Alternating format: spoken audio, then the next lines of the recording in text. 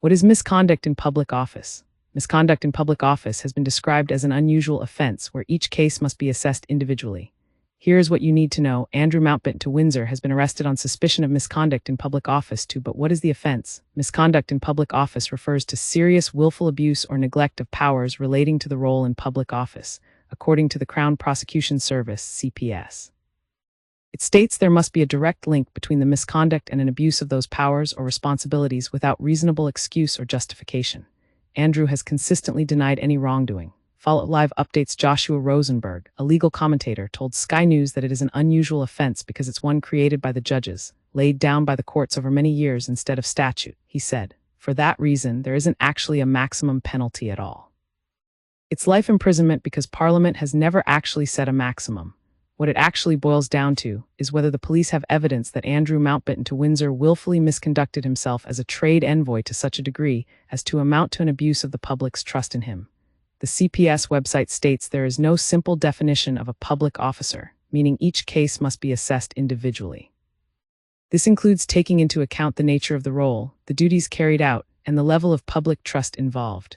The British monarchy acts as a public institution in a non-political sense, with members of the royal family expected to support the monarch while also carrying out work in the areas of public and charitable service in their own right.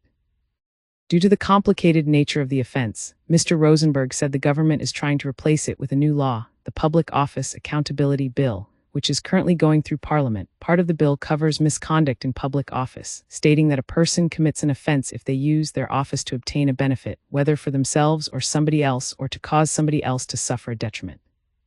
We have today arrested a man in his 60s from Norfolk on suspicion of misconduct in public office and are carrying out searches at addresses in Berkshire and Norfolk. The man remains in police custody at this time. We will not be naming the arrested man, as per national guidance. Please also remember that this case is now active, so care should be taken with any publication to avoid being in contempt of court. Assistant Chief Constable Oliver Wright added, "Following a thorough assessment, we have now opened an investigation into this allegation of misconduct in public office.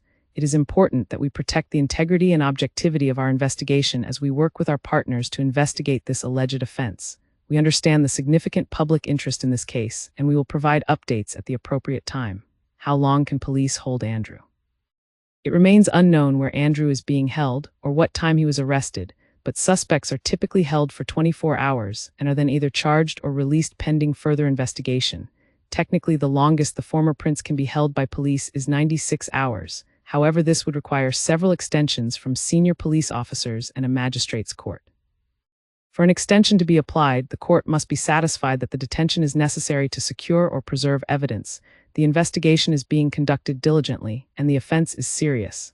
Mr. Rosenberg told Sky News that he thought it was unlikely Andrew would be held overnight if he's being questioned at a police station. That's perhaps one reason for arresting him first thing in the morning, he said. But again, if he doesn't have anything to say, and I'd be surprised if he wants to say anything to the police, then perhaps the interview isn't going to take very long.